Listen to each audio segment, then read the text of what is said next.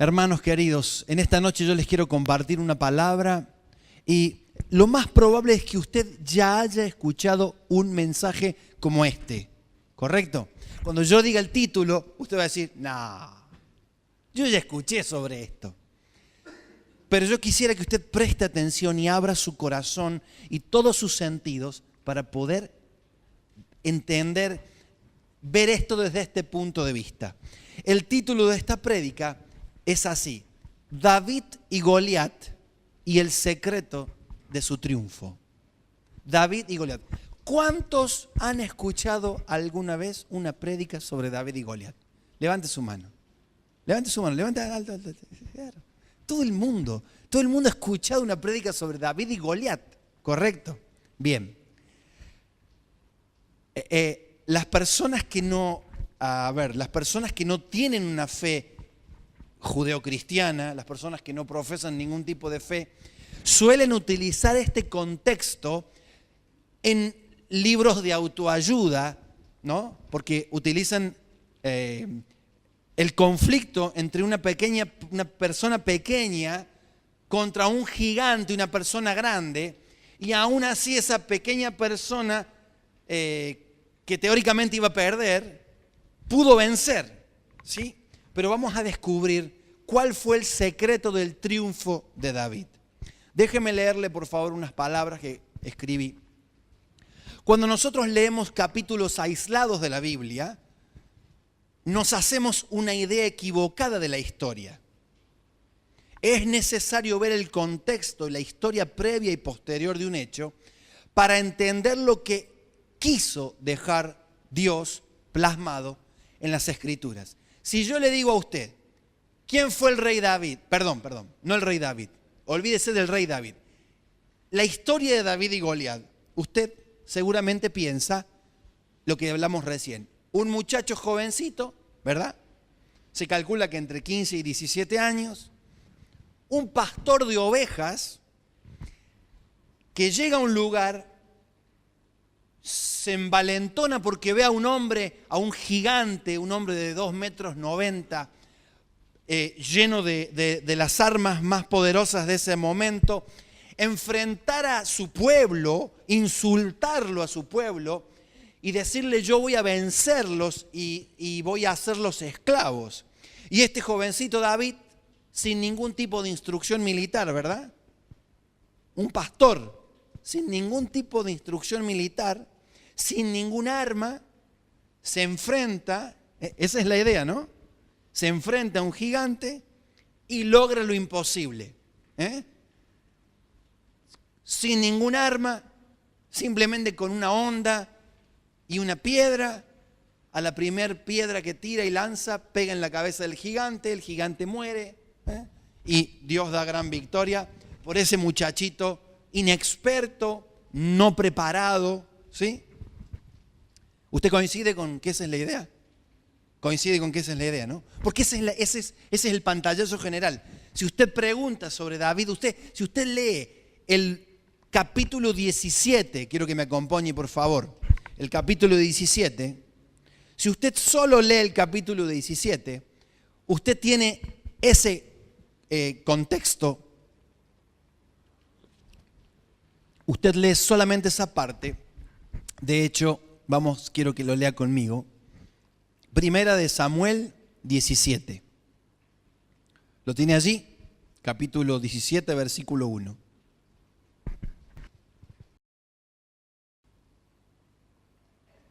Dice así la palabra del Señor. Dice: los filisteos juntaron sus ejércitos para la guerra y se congregaron en Soco, que es de Judá, y acamparon entre Soco y Aseca en Efes Damim.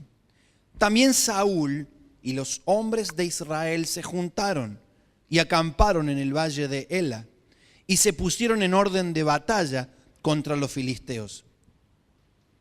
Y los filisteos estaban sobre un monte a un lado e Israel estaba sobre otro monte al otro lado y el valle entre ellos. Salió entonces del campamento de los filisteos un paladín, el cual se llamaba Goliat de Gat, y tenía de altura 6 codos y 1 palmo. Y traía un casco de bronce en su cabeza, llevaba una cota de malla, un chaleco antibalas de la época para que usted lo entienda, y era el peso de la cota 5.000 siclos de bronce. Sobre sus piernas traía grebas de bronce y jabalinas de bronce entre sus hombros. Tenía rodilleras, tenía una jabalina para clavar a su enemigo. El asta de su lanza era como un rodillo de telar y tenía el hierro de su lanza 600 siclos de hierro e iba su escudero delante de él. ¿Sabe lo que era un escudero en ese tiempo? Era casi como un caddy. ¿Usted entiende lo que es un caddy de golf? Cuando usted va a jugar al golf, vio que la persona que juega, al lado va el que le lleva los palos. El escudero era eso, como el caddy de golf, para que usted lo entienda.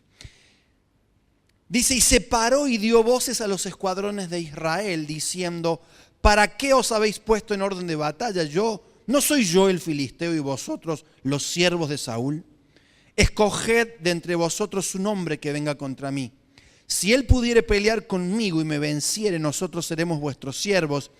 Y si yo pudiere más que él y lo venciere, vosotros seréis nuestros siervos y nos serviréis. Y añadió el filisteo, hoy yo he desafiado al campamento de Israel, dadme un hombre que pelee conmigo.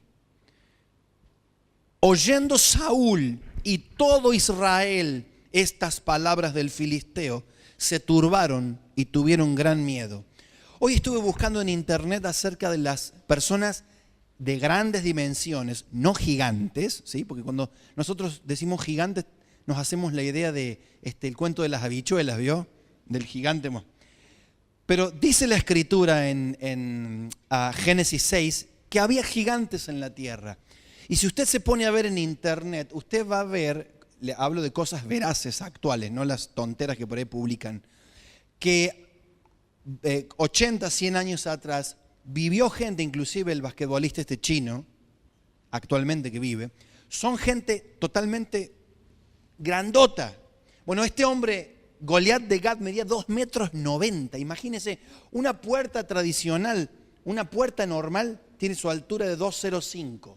2,05 metros. Así que calcúlele que 2,90 metros debe ser más o menos.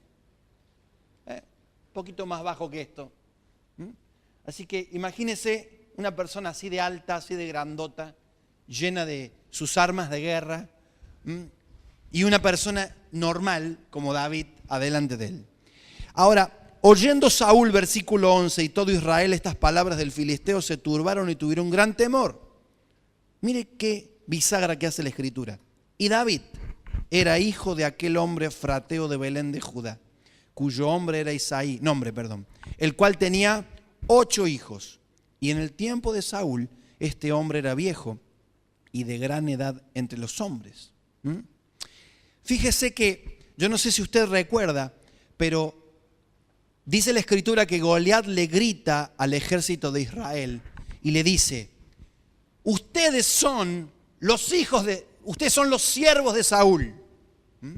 Nunca, cuando Satanás habla, cuando el diablo habla a nuestras vidas, nunca va a decir la verdad.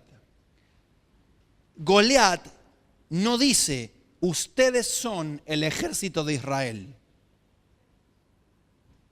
Goliat dice, ustedes son los siervos de Saúl. Porque en toda la Escritura, Saúl es símbolo de la carne, del pecado y la desobediencia. Entonces, cuando Satanás viene en la vida, no te recuerda, usted es un hijo de Dios, usted es uno del pueblo de Israel. Usted es un hijo del príncipe con Dios. No, le dice, ustedes son los siervos de Saúl. Son los siervos de la carne. Son los siervos de la desobediencia. Son los siervos del que ha fracasado como rey. ¿Entiende? Así comienza a hablar Satanás. Por otro lado, lea conmigo, por favor. Vamos a seguir leyendo. Dice, cuyo nombre era Isaí, el cual tenía 8 hijos, y en el tiempo de Saúl este hombre era viejo y de gran edad entre los hombres. Versículo 13. Y los 3 hijos mayores de Isaí habían ido para seguir a Saúl a la guerra. Y los nombres de sus 3 hijos que habían ido a la guerra eran Eliab el primogénito, el segundo Abinadab y el tercero Samá. Y David era el menor. Siguieron pues los 3 mayores a Saúl, pero David había ido y vuelto, dejando a Saúl para apacentar las ovejas de su padre en Belén. Venía pues aquel filisteo por la mañana y por la tarde, y así lo hizo durante 40 días. Y dijo Isaí a David su hijo: toma ahora para tus hermanos una efa de este grano tostado y estos 10 panes, y llévalo pronto al campamento de tus hermanos, y estos 10 quesos de leche, y los llevarás al jefe de los 1000, y mira si tus hermanos están buenos, y toma prenda de ellos. Y Saúl y ellos y todos los de Israel estaban en el valle de Ela peleando contra los filisteos. Se levantó pues David de mañana, y dejando las ovejas al cuidado de un guarda, se fue con su carga como Isaí le había mandado, y llegó al campamento cuando el ejército salía en orden de batalla y daba el grito de combate. Y se pusieron en orden de batalla Israel y los filisteos, y ejército frente a ejército. Entonces David dejó su carga en mano del que guardaba el bagaje y corrió al ejército, y cuando llegó preguntó por sus hermanos si estaban bien. Mientras él hablaba con ellos, he aquí que aquel paladín que se ponía en medio de los dos campamentos, que se llamaba Goliat, el filisteo de Gat, salió de entre las filas de los filisteos y habló las mismas palabras, y oyó David.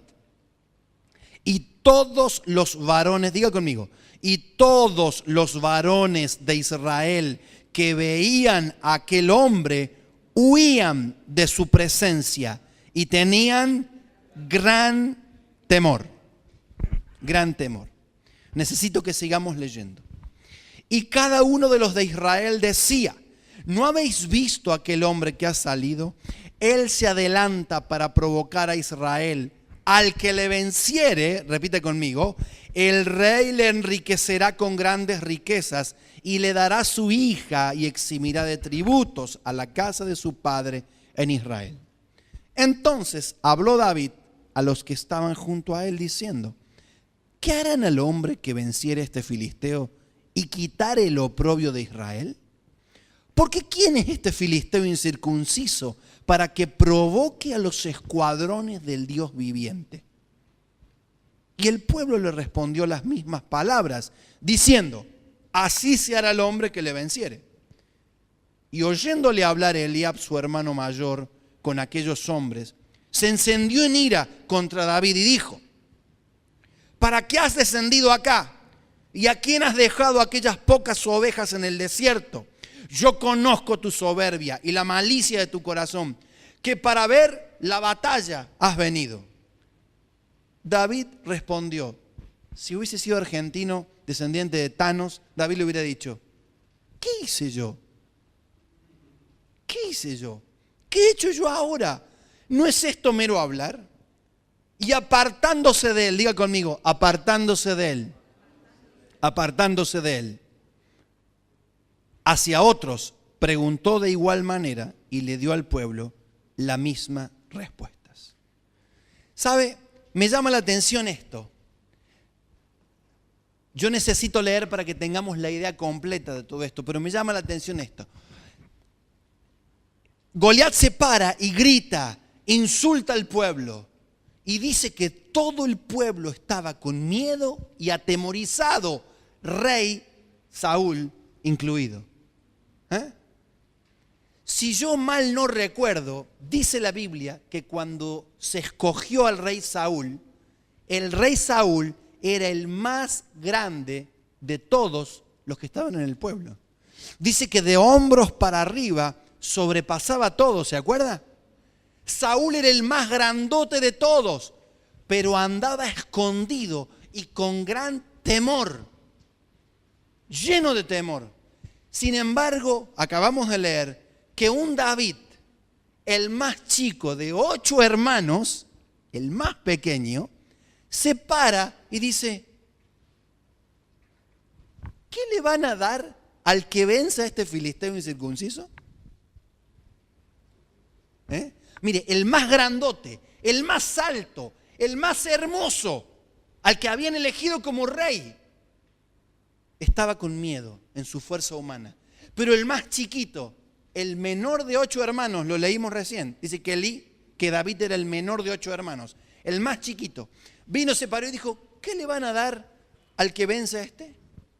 ¿Qué le van a dar? Mire, Saúl era el hombre más grande de todo el pueblo. Sobrepasaba a todos los hombres para arriba.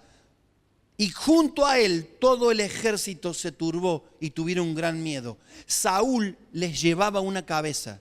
¿Sabe lo que dice eso? Dice, de los hombres para arriba. Era más grande que todos los demás. ¿Sabe? Saúl les llevaba una cabeza. ¿Escuchó ese término? Les lleva una cabeza. No, por una cabeza. No, ese no, de Carlitos no, que ahora hace unos días fue el aniversario del Zorzal Criollo. Usted sabe, ¿no? Que hace unos días se festeja el no sé cuántos años de la muerte de Carlos Gardel.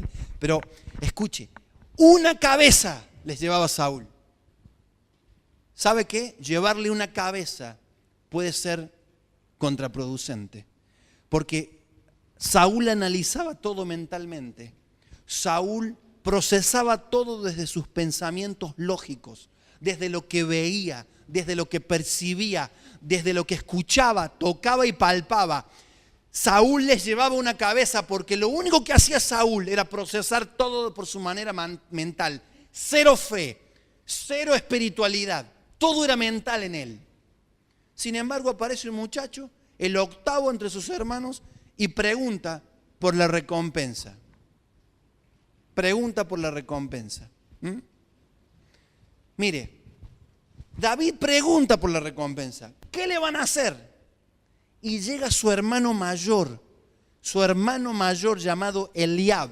La palabra Eliab significa Dios es Padre. Dios es Padre.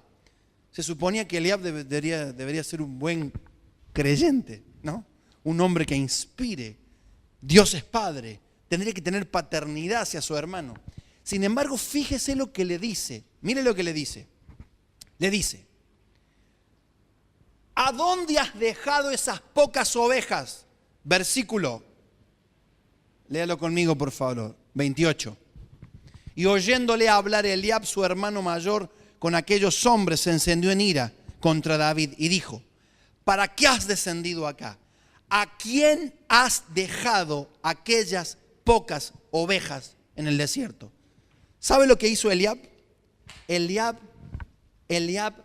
despreció su trabajo como pastor. El espíritu de Eliab despreció, le dijo, sos un mal pastor. ¿A quién le dejaste las ovejas? Esas pocas ovejas, ¿a quién se las dejaste? Encima se están muriendo de hambre porque están en el desierto. ¿Usted entiende el espíritu con que le habló Eliab? ¿A quién has dejado esas pocas ovejas en el desierto? Sos un mal pastor. Tenés pocas ovejas y encima se mueren de hambre. Miren lo que dice. Yo entiendo. Le dice, yo conozco tu soberbia. ¿Dónde lo vio a David agrandado? ¿En qué momento lo vio soberbio su hermano a David? Que para ver la batalla has venido. Yo conozco la malicia de tu corazón. Mire, conozco tu soberbia. ¿Sabe lo que hizo Eliab? Cuestionó la humildad de David. El hermano Eliab cuestionó la humildad, le dijo, conozco tu soberbia. Y por último, Eliab cuestionó la bondad del corazón de David. Le dijo, tú has descendido para ver la batalla, para ver cómo se destripan, para ver cómo mueren y ruedan cabezas. Viniste para eso. Me encanta que David no se dejó intimidar. Lea conmigo. Mira lo que dice el versículo 30. Le dice, ¿se acuerda que en el 21 le dijo, ¿qué he hecho yo ahora? ¿Qué he hecho yo ahora? ¿No es esto mero hablar? Lea conmigo y dígalo. Y apartándose de él hacia otros, preguntó de igual manera y le dio el pueblo la misma respuesta de antes. Escuche, principio bíblico. Cuando usted esté al lado de alguien, aunque sea familiar, que empiece a cuestionar su corazón, que empiece a cuestionar sus intenciones, que empiece a decirle, todo lo que haces está mal, todo lo que haces... Usted no discuta, simplemente apártese y vaya hacia otros. Eso es lo que hizo David. David no le dijo, ¿qué sabes vos, Eliab? ¿Cómo conoces tú mi corazón? Simplemente le dijo, ¿no es esto mero hablar? ¿No estás hablando de vicio? Ni discuto con vos. Me voy y me voy a averiguar lo que me interesa.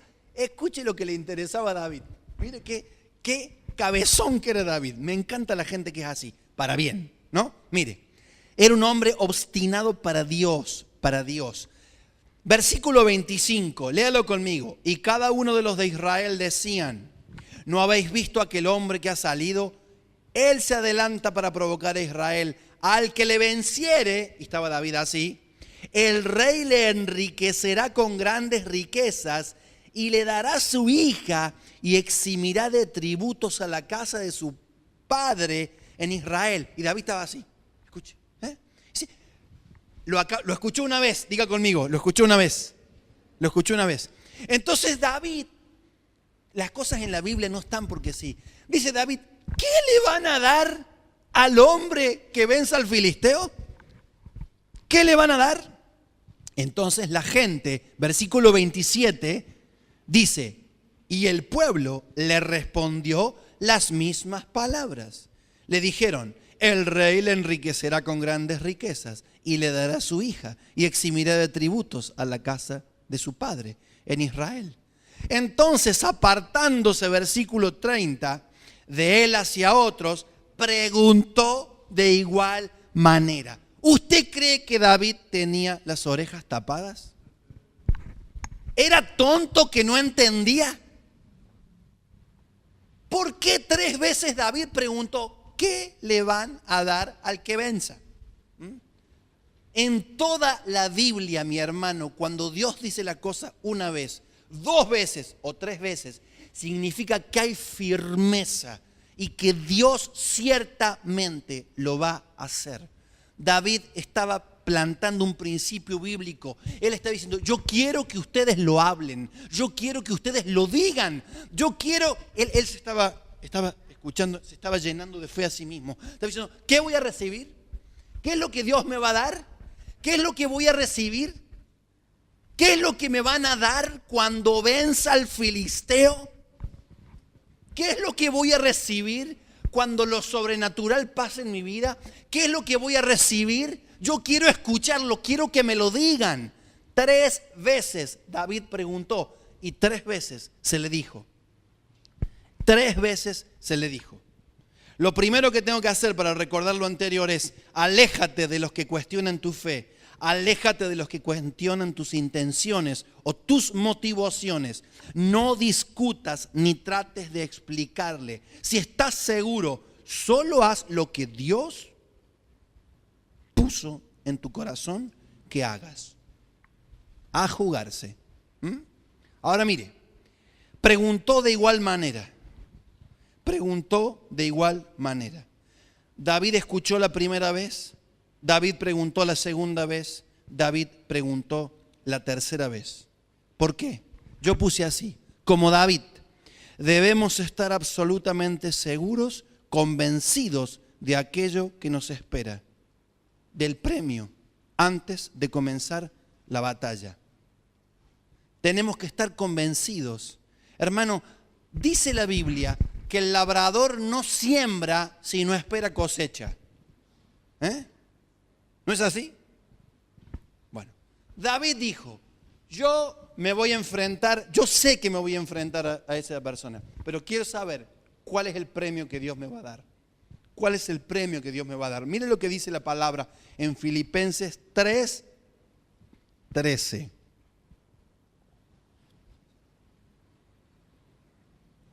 La otra vez hablamos, ¿se acuerdan cuando predicamos sobre el rally? Y dijimos de que hay un premio. Dice, hermanos, San Pablo, yo mismo no pretendo haberlo ya alcanzado. Todavía estoy corriendo la carrera. Pero una cosa hago, olvidando ciertamente lo que queda atrás y extendiéndome a lo que está delante. Amén. Prosigo a la meta, al premio del supremo llamamiento de Dios en Cristo Jesús. Yo le dije que la Biblia se trata de vida eterna y recompensa. Vida eterna y recompensa. ¿Sí? Vida eterna y recompensa. Y David no fue ajeno a este principio. Él dijo, yo voy a luchar, yo voy a hacerlo, yo quiero saber qué voy a recibir. Yo quiero saber qué voy a recibir. Usted lee la Biblia y usted sabe cuál es nuestro destino. Usted sabe cuál es su destino y el mío. Si usted y yo vivimos de acuerdo a lo que Dios nos manda. ¿Correcto? Hay un premio. Hay una carrera por correr y hay un premio. David quería saber cuál era y lo consiguió. Ahora fíjese lo que dice aquí la palabra. Versículo 31. Fueron oídas las palabras que David había dicho y las refirieron delante de Saúl y él lo hizo venir. Y dijo David a Saúl, no desmaye el corazón de ninguno a causa de él. Imagínese un muchacho de 16, 17 diciéndole al rey armado, no desmaye el corazón de ninguno a causa de él. Tu siervo irá y peleará contra ese filisteo. Dijo Saúl a David, no podrás tú ir contra aquel filisteo para pelear, porque tú eres muchacho y él es un hombre de guerra desde su juventud. Desde su juventud. Lo primero que hubo es una desvalorización. Llegó David con toda su fe y con toda su certeza y dijo, tranquilo, Dios me trajo para que la cosa funcione. No, vos no vas a poder. ¿Por qué? Porque no vas a poder.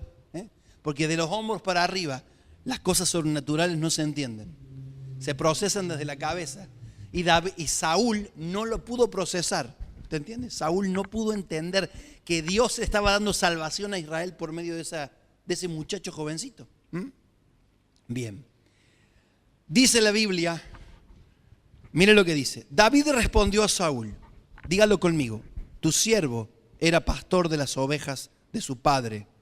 Cuando venía un león o un oso y tomaba algún cordero de la manada, salía yo tras él y lo hería y lo libraba de su boca. Y si se levantaba contra mí, yo le echaba mano de la quijada y lo hería y lo mataba. Fuese león, fuese oso, tu siervo lo mataba. Y este filisteo incircunciso será como uno de ellos, porque ha provocado al ejército del Dios viviente. Mira la diferencia. Saúl amedrentado, escondido. Ustedes son los siervos de la carne. Y David diciendo, ¿cómo? Este filisteo incircunciso ha provocado a los escuadrones del Dios viviente.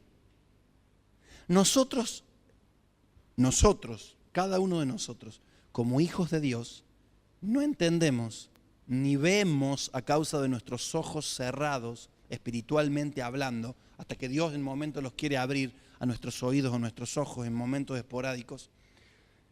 No entendemos lo que habita dentro nuestro. La gente que tiene los ojos abiertos sí lo ve. Y ve lo que nos rodea. ¿Se acuerda cuando mi hermano, el pastor Alejandro, comentó?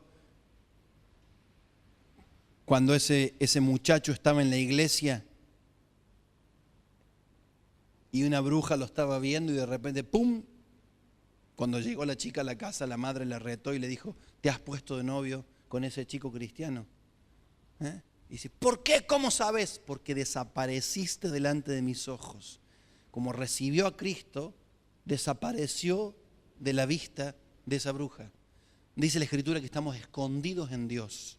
Escondidos en Dios. Dios nos tiene protegidos. Mire, usted, si usted conoce la historia, sabe que David le dijo todo esto, que Saúl le dijo, ok, lo vamos a leer. Saúl vistió a David con sus ropas, versículo 38, puso sobre su cabeza un casco de bronce y lo armó de coraza, ciñó David su espada sobre sus vestidos y probó a andar, porque nunca había hecho la prueba. Y dijo David a Saúl, yo no puedo andar con esto, porque nunca lo practiqué. Y David echó de sí aquellas cosas. Mire, Saúl quiere vestir a David con su ropa y armas de guerra. Ropa y armas de guerra son métodos de batalla y defensa humana, la forma natural de defender y alcanzar las cosas, de triunfar en la vida, de ganar las guerras. Saúl, que es la carne, Saúl quiere armar a David de la manera humana. Recuerde que las espadas las hacen los hombres. Una espada es forjada por fuego y por golpes humanos. fuerza humana. Una espada está hecha por fuerza humana. Saúl le quiere dar su espada y su ropa. David se la prueba y después dice, no, ¿qué hago yo con esto? No, yo jamás practiqué esto. A mí Dios me ha dado la victoria siempre de otra manera. Y se lo quiere sacar, se lo saca, ¿ok? Dice la palabra del Señor, versículo 39. Y ciñó David su espada sobre sus vestidos y probó a andar, porque nunca había hecho tal prueba. Y dijo a Saúl, yo no puedo andar con esto porque nunca lo practiqué. Y David echó de sí aquellas cosas, versículo 40, y tomó su cayado en su mano y escogió 5 piedras lisas del arroyo y las puso en el saco pastoril, en el zurrón que traía, y tomó su hondo en su mano y se fue hacia el filisteo. David desecha, se saca de encima las cosas naturales y prefiere hacerlo a la manera en la que él está entrenado. David ha visto la sobrenaturalidad de Dios. Acaba de decir, ¿se acuerda? No, tranquilo. Cuando yo defendía las ovejas, por ahí venían leones y venían osos, yo los perseguía, los agarraba de la quijada, les sacaba la oveja, los mataba y me volvía. Así que este filisteo incircunciso va a ser igualito que ellos, por más que mida 2,90. A mí me suena extraño eso. Me suena muy extraño. Pero la cuestión es que este hombre no lo entiende. Saúl le da su ropa, David se la saca y dice, no, quiero hacerlo a la manera que siempre lo hice. Así me dio resultado, así Dios siempre estuvo conmigo, así siempre Dios me dio la victoria. Bien, mire, lea conmigo por favor. Y el filisteo, 41, venía andando y acercándose a David y su escudero delante de él. Y cuando el filisteo miró y vio a David, le tuvo en poco, porque era muchacho y rubio y de hermoso parecer. Y dijo el filisteo a David, ¿soy yo perro para que vengas a mí con palos? Y maldijo a David por sus dioses. Mire, el mundo espiritual nos ve jovencitos, rubiencitos, bonitos, y lanza maldiciones sobre nosotros a fin de amedrentarnos si las creemos. Imagínese, un pibe de 16, dice la escritura que David era Edom, no era rubio, era colorado, era de pelo colorado.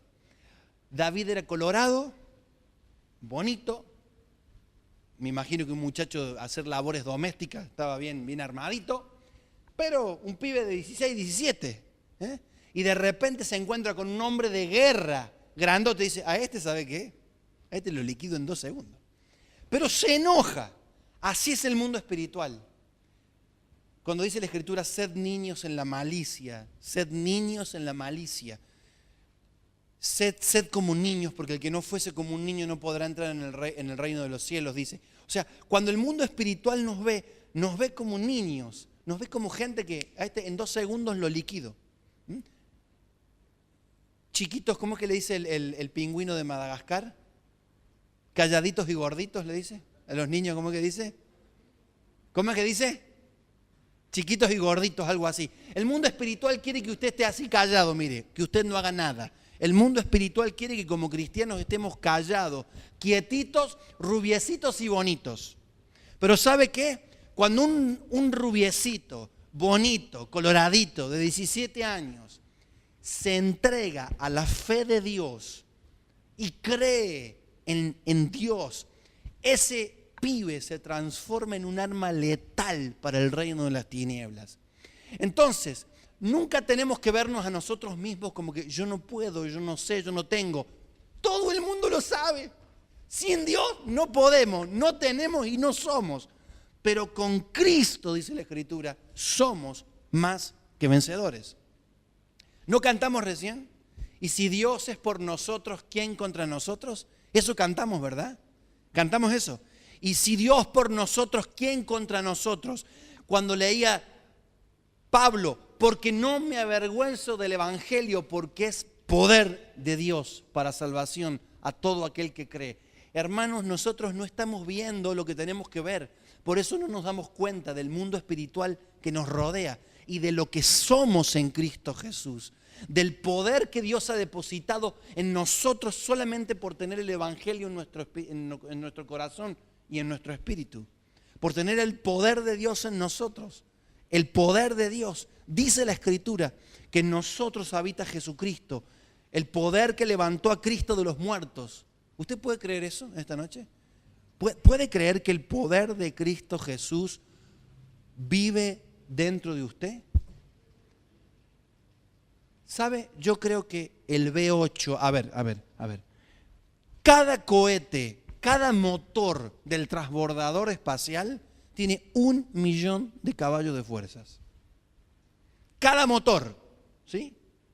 No los secundarios, no los grandotes, los cohetes esos que van al costado. Los 3 motorcitos que el transbordador tiene. Diga conmigo, 1 millón de caballos de fuerza. ¿Sabe lo que es 1 millón de caballos de fuerza? ¿Sí? Toda esa potencia que hace que ese transbordador despegue, rompa el poder de la atracción y salga a la atmósfera y quede en la cosa. Ahora, todo ese poder, diga conmigo, está dentro mío. El problema es si no aprieto el botón de encendido. O sea, preparen los astronautas, hagan lo que quieran, pero si no apretamos el botón de encendido, ese motor de 1 millón de caballos de fuerza no va a encender y no va a funcionar. Y eso es lo que le está pasando a la iglesia en este tiempo. El poder está, yo lo creo, yo lo sé, lo he visto funcionar. He visto la sobrenaturalidad de Dios funcionar. Creo que está en mí y de a chispazos lo veo. ¿A usted le pasa lo mismo? Bueno, yo creo que no estamos apretando el botón de launch. Yo quiero que en esta noche en el mundo espiritual comience una cuenta regresiva. Comience una cuenta regresiva. El mundo espiritual nos ve jovencitos, rubiecitos, bonitos y lanza maldiciones sobre nosotros a fin de amedrentarnos si las creemos. ¿Usted se cree que es coincidencia todo lo que se está viendo en televisión? ¿Usted cree que es coincidencia que usted cambie de canal, haga así, y un canal de aire, y justo cuando pone canal de aire, algo que no tiene que ver? Pero la gran 7, tú estás con su familia, con su esposa. Hoy el mundo espiritual bombardea. Si usted antes quería ver algo malo, tenía que ir a comprar una revista oculta que nadie lo viera. Venían, me acuerdo de chico, venían tapadas en un color verde. Hoy usted agarra su celular, hace así y le saltan 25 cosas. Hoy estamos bombardeados. Eso son maldiciones. Constantemente son maldiciones. Maldiciones que el enemigo lanza sobre los hijos de Dios al día de hoy. El asunto es que usted diga, Señor, yo estoy para otra cosa. Yo estoy para otra cosa. Ese filisteo incircunciso no tiene poder sobre mí. Ese filisteo incircunciso no tiene poder sobre mí. Escuche, mire, bajo la protección, bajo el propósito y bajo la vida de Dios, nada nos toca. Y un cristiano deja de ser la ovejita para transformarse en un arma letal para el mundo de las tinieblas cuando usa las armas correctas, las sobrenaturales. ¿Qué le dijo el filisteo a David? Versículo 44. Le dijo, ven a mí y daré tu carne a las aves del cielo y a las bestias del campo. Primero, el mundo espiritual grita, te voy a destruir, te voy a matar, este es el fin, se te acabó, da tus últimos respiros porque hoy se te acabó la vida.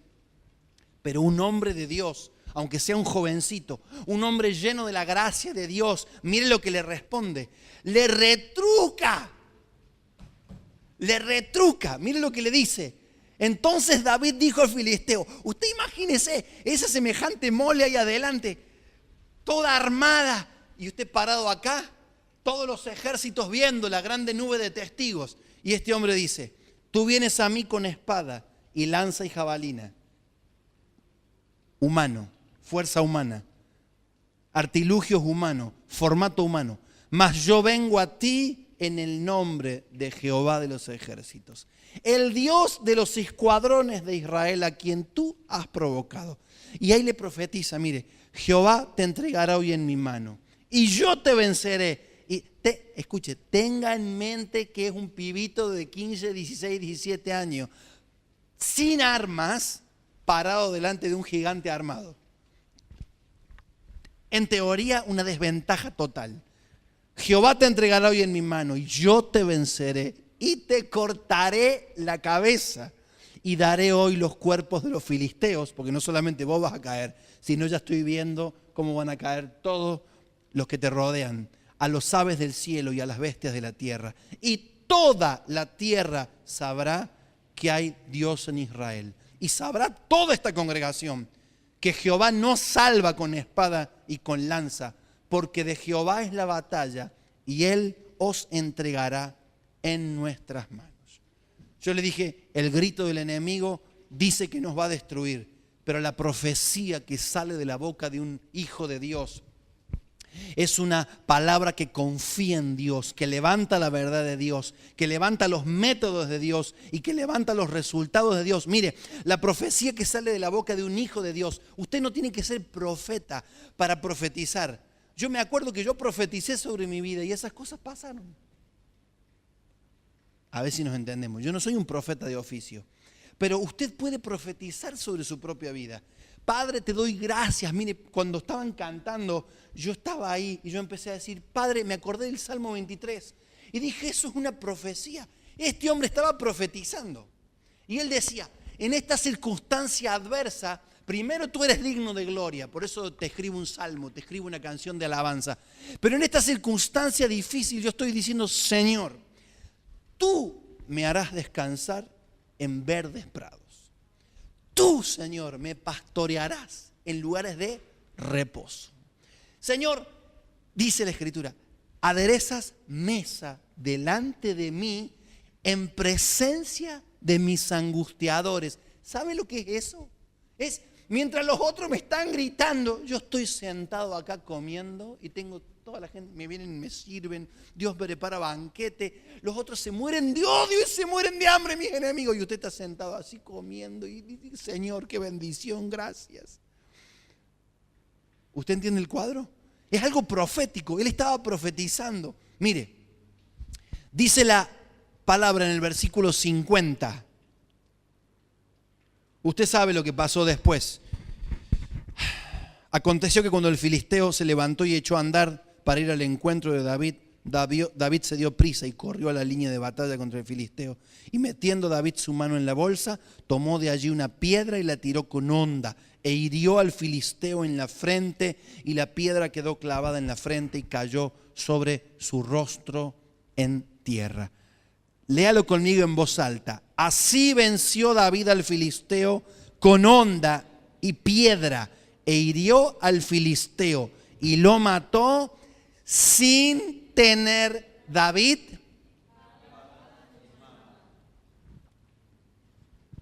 En otras palabras, David no usó ningún método humano. Lo que la Biblia nos está diciendo es, David no utilizó ningún método humano. Dios le dio la victoria sin métodos humanos. Sin métodos humanos. Mire, la espada está hecha por hombres, pero las piedras que estaban en el río, ¿se acuerda? Dice que David pasó por el río y recogió 5 piedras. Mira, hay tantas cosas acerca de las 5 piedras. Muchos dicen que eran 5 piedras porque Goliat de Gat tenía 4 hermanos más. Entonces dijo David, yo le tiro esto y lo voy a reventar, pero si vienen los otros 4 también los boleteo, porque Dios está conmigo. Que pase el que sigue. O sea, ese tipo de fe es la que le gusta a Dios. Otros dicen, sí, y tiene también incluye que son los 5 ministerios, apóstoles, profetas, maestros, evangelistas y, ¿no dije maestros? Apóstoles, pastores, maestros, evangelistas y profetas. Ahí está. Los 5 ministerios. Sea lo que sea, cuando David llegó al lugar de la batalla, la piedra hacía años que ya estaba preparada para él en ese lugar. En el momento del conflicto, David no se vino de la casa juntando en el carro piedras, porque dijo, cuando llegue le voy a pegar. Tenemos que creer y aprender a confiar en Dios, de que en el momento en que el conflicto se levante, las piedras, y había un río, ¿sabe la cantidad de piedras que había? Las piedras que necesitamos para derrotar a nuestros gigantes van a estar disponibles. Van a estar disponibles y no son hechas por mano de hombres. Me llamó la atención cuando yo leí esto, digo, wow, nunca lo había visto de esa manera. La piedra es una obra de Dios. Dios hizo esa piedra. ¿Cuántos años vino bajando como canto rodado? Y la puso Dios justo en su camino y dijo, esta piedra escogida, ¿se acuerda? La piedra que desecharon los edificadores ha venido a ser cabeza del ángulo. Esa piedrita escogida, Dios dijo, a ver, río, cuando llueva, quiero que te pongas acá en el medio del valle de Ela, porque dentro de tantos días va a venir un hijo mío que te va a tomar y te va a mandar al centro de la cara, del cráneo de su enemigo, y lo va a matar. Lea conmigo lo que dice Daniel 2. Mire si a Dios no le gusta. Cuando leí esto me quedé pasmado. Daniel 2:34. Daniel el profeta está interpretando el sueño de Nabucodonosor, donde proféticamente está viendo todos los imperios que se iban a suceder, desde el medo-persa hasta el romano. Y cuando llega el tiempo de los pies de barro cocido y hierro, ¿se acuerda? Dice, estabas mirando, le dice Daniel, hasta que una piedra fue cortada, no con mano. Las piedras, hermano, son obra de Dios. Mire, e hirió a la imagen en sus pies de hierro y de barro cocido y los desmenuzó. Entonces fueron desmenuzados también el hierro, el barro cocido, el bronce, la plata y el oro, y fueron como tamo de las eras del verano, y se los llevó el viento sin que de ellos quedara rastro alguno. Mas la piedra que hirió a la imagen fue hecha un gran monte que llenó toda la tierra. David estaba profetizando, hablando proféticamente del Mesías, del Cristo. La piedra que no fue cortada por mano humana. Hermanos, es el mismo principio. Cuando usted y yo no utilizamos los métodos humanos, sino que nuestra confianza está puesta en Dios, entonces Dios te pone una piedra delante de tu camino. 5. Escúcheme, me lo estoy predicando para mí. Aunque usted necesite una, Dios te va a dar 5. Y eso me encanta de Dios, porque a mí me gusta la sobreabundancia. A mí me gusta la sobreabundancia. Si necesito 1, quiero 5. ¿Entiende? Dice, ¿para qué tanto? Porque Dios es así. Porque Dios hizo el cielo y la tierra y ha hecho millones y millones y millones y millones y millones de galaxias que tienen millones y millones de estrellas y millones, y encima se está expandiendo y está creciendo a la velocidad de la luz. Dios no tiene límites. Mi Dios no tiene límites. Mi Dios no tiene límites. Quiero creer que cuando tenga que enfrentar a mi gigante va a haber 5 piedras, pero con una sola lo voy a liquidar.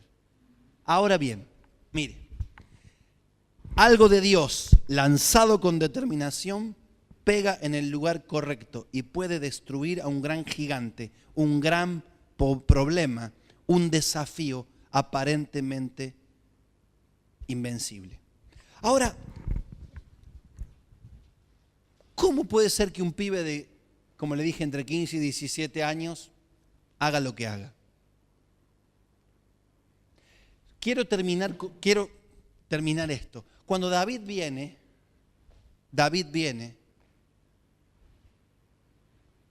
con la cabeza del filisteo en las manos.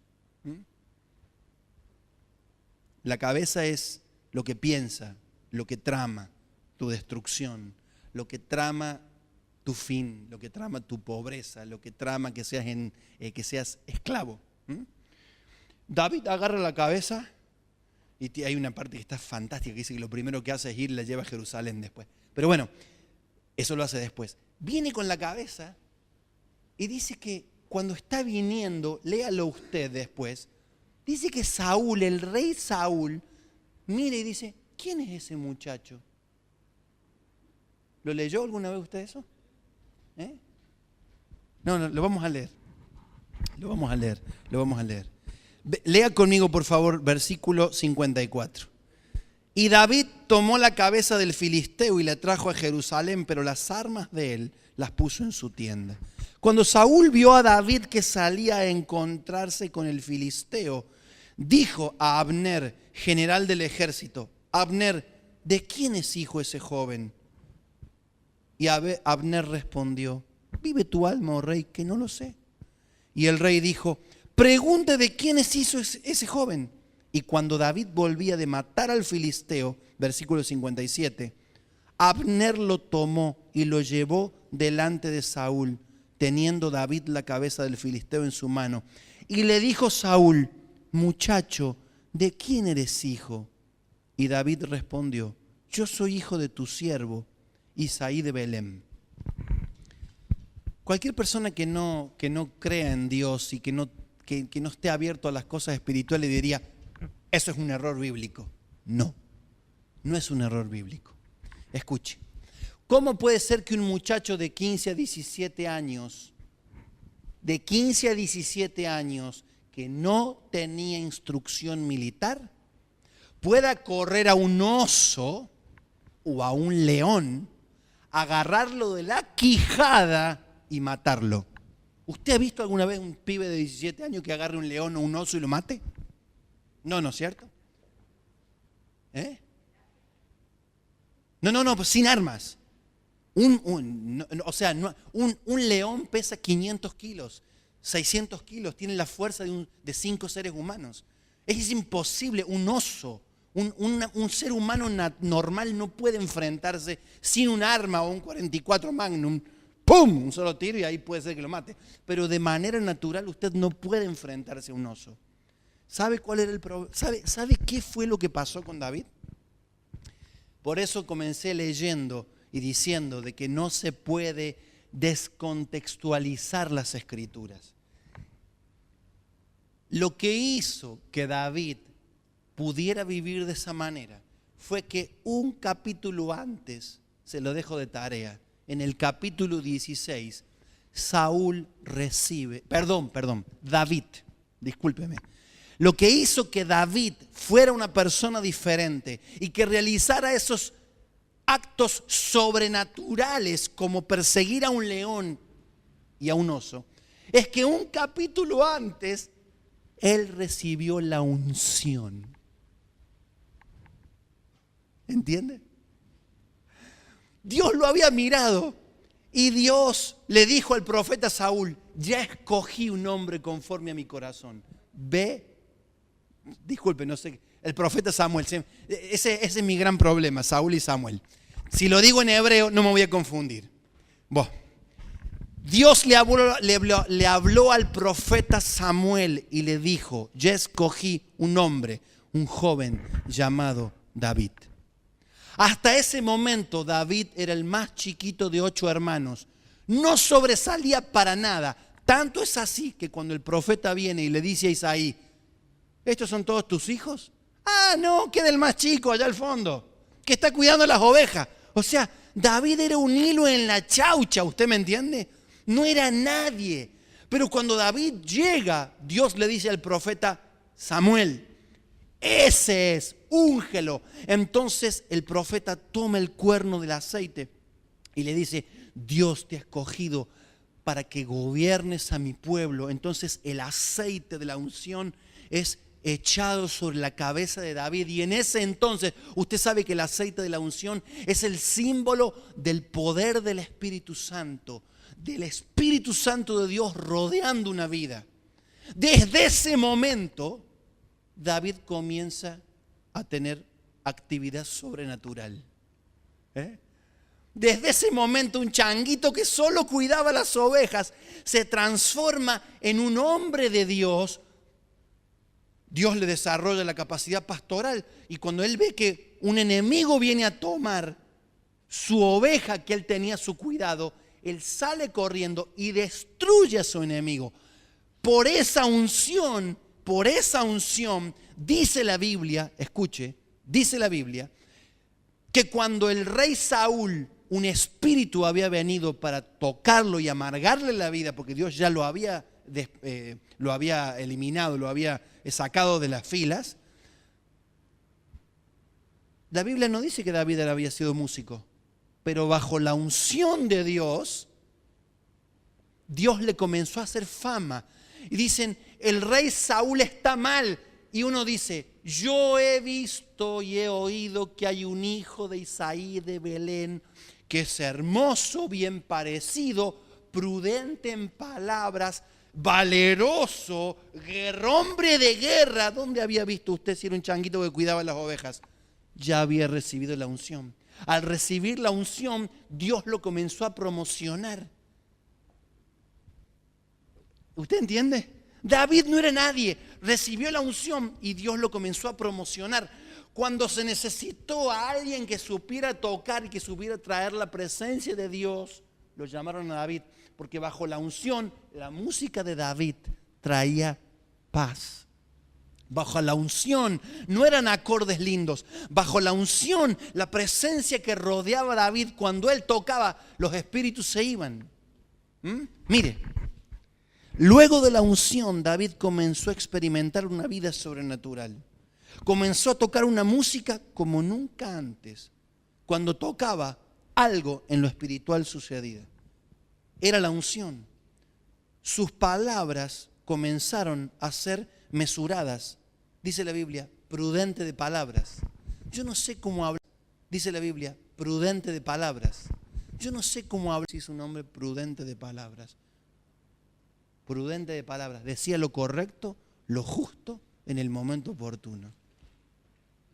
Dice que era hombre, su rostro natural fue hermoseado por la presencia de Dios y su mundo natural cambió.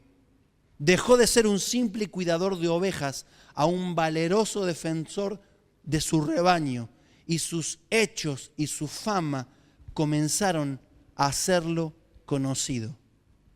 Cuando nosotros leemos el capítulo 17, creemos que simplemente de Primera de Samuel, David dijo, yo lo voy a matar. ¿Por qué? Porque soy joven, estoy lleno de juventud, y lo voy a reventar porque Dios está con nosotros y punto. No. David venció a Goliat porque estaba bajo la unción de Dios. ¿Entiende? Entonces todo lo que él hacía era sobrenatural. Tocaba música, los espíritus se iban. Corría, le robaban una oveja, salía y escuche, como Sansón bajo la unción. Agarró una quijada y mató, ¿cuántos? 600 filisteos. ¿Entiende? Bajo la unción de Dios. Ahora se te va la unción y tronaste. ¿Entiendes? Pero este hombre se mantuvo en santidad, entonces hacía cosas sobrenaturales. David no venció a Goliat porque era macho. David no venció a Goliat porque era un pibe instruido. David venció a su gigante porque David estaba bajo la unción de Dios. O sea, ¿cómo lo traemos a nuestros días? Bajo la unción del Espíritu Santo. La palabra ungir, unción, viene de la palabra ungir. Ungir significa derramar aceite o poner aceite sobre algo. Y lo que nosotros como hijos de Dios necesitamos, no solo para destruir a nuestros Goliaths, sino también a los osos y a los leones, que eso también es una cosa aparte. Para destruir eso, nosotros necesitamos estar bajo la unción de Dios. Que el Espíritu Santo descienda sobre nosotros, que no hagamos cosas estúpidas, y escuche, que no hagamos cosas estúpidas que dice la Escritura, y no contristéis al Espíritu Santo, que no hagamos cosas que hagan que el Espíritu Santo se levante de nuestras vidas y se quede ahí hasta que nos pongamos en línea para volver a reposar sobre nuestras vidas. Mire, yo quiero vivir en lo sobrenatural. Yo quiero vivir en lo sobrenatural, porque para eso hemos sido llamados. ¿No dice la Biblia, cantando entre vosotros con cantos, cuando empezamos, e himnos y cánticos espirituales? ¿No dice la Biblia, hermanos, si alguno de vosotros tiene profecía o tiene lengua, hable y diga, y pa, y pu, y pa? Bueno, o sea, hemos sido llamados a vivir de una manera sobrenatural. Debemos buscar la sobrenaturalidad de Dios. Mire, con esto termino. David venció a Goliat. no por su valentía, ni por su coraje juvenil, ni por su capacidad humana, porque naturalmente era imposible. David venció a Goliat a causa de la unción que reposaba sobre él y que él ya había experimentado. Debemos buscar la sobrenaturalidad en nuestras vidas, en nuestros días. El Espíritu Santo es quien nos potencia y nos permite hacer cosas imposibles que suman al propósito de Dios en nuestras vidas y para el plan que Dios tiene sobre la iglesia, sobre su propia vida, sobre su familia. Hermano, le hago una pregunta. Dice la Escritura que el que habla en lenguas a sí mismo se edifica. ¿Cuántos tienen por costumbre, por ejemplo, en sus casas hablar en lenguas? Lo normal. Si usted recibió, usted vaya a su casa, cuando esté en su pieza, comience a hablar en lenguas. Mire, yo he tenido experiencias increíbles hablando en lenguas. Digo, ¿qué debe ser esto? Debe ser egipcio, debe ser, no sé, de repente yo me escuchaba hablando en idiomas que dice la Escritura que tu espíritu se edifica. A veces venimos a la iglesia y es el único momento en la semana en el que levantamos las manos y cantamos. ¿Por qué no podríamos hacerlo en casa? Alabar y adorar a Dios en casa, cuando estamos solos. Yo me acuerdo cuando era soltero, de haber tenido 18. Me iba a mi pieza, ponía un cassette. En esa época era cassette. Me ponía un Walkman Sony que tenía, que era una preciosura. Mire, me lo ponía y empezaba a cantar y adorar. Y lloraba, me acuerdo. Tenía mis reuniones solo. Mire, unos cultazos tenía solo en mi pieza. Yo sé que las obligaciones, la vida va pasando y uno va teniendo menos tiempo para hacer las cosas. Pero digo, ¿por qué antes sí y ahora no? Hablar en lenguas, avivar el fuego del don de Dios, orar. Yo quiero vivir bajo la unción de Dios. Como siempre le he dicho, ser creyente sin la unción de Dios es aburridísimo. Es aburridísimo. Es simplemente mero hablar, como venir y decir, ¿sabe la lección? Sí. ¿Tenés el motor andando? Sí. ¿Está lleno de combustible? Sí. Fue buenísimo, ¿eh? Nos vemos la semana que viene. Yo quiero que me digan 10, 9, 8, 7, 6, 5, 4, 3, 2, 1. Yo he experimentado lo sobrenatural. Yo lo he visto. Y yo lo quiero en mi vida, hermano. Yo creo que hoy, en esta noche, hermano, yo quiero que en el mundo del espíritu esto sea una cuenta regresiva. Porque como dije la semana pasada, todo árbol que no comparte su fruto, se le termina pudriendo el fruto en los pies, en las raíces, y termina echando mal olor. Y nosotros no hemos sido llamados para tener mal olor, sino ser olor grato en Cristo, como dice la Biblia.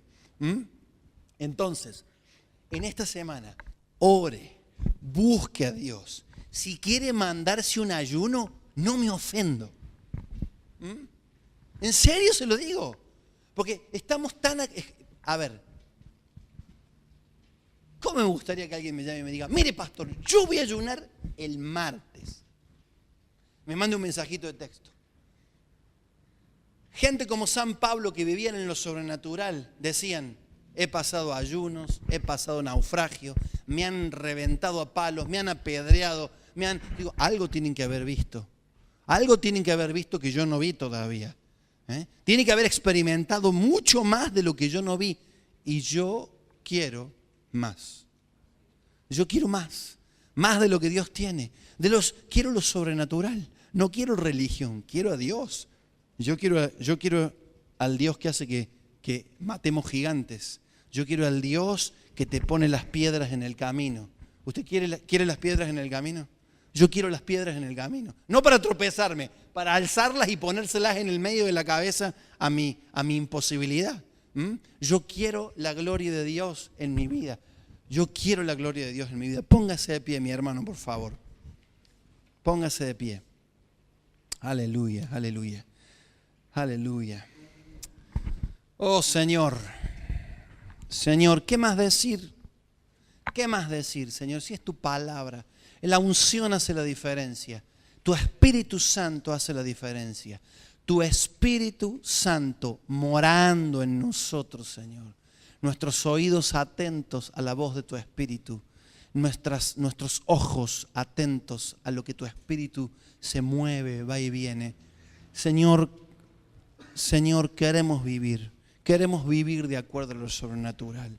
Señor, como creyentes nos oxidamos, como cristianos, si no hacemos lo que hemos sido llamados a hacer, nos oxidamos, Señor.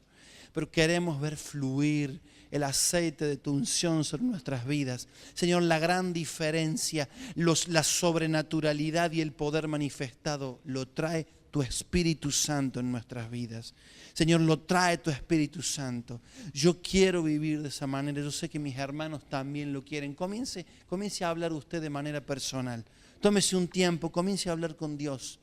Comience a orar, usted y Dios. Comience a orar, usted y Dios. Oh Señor Jesús.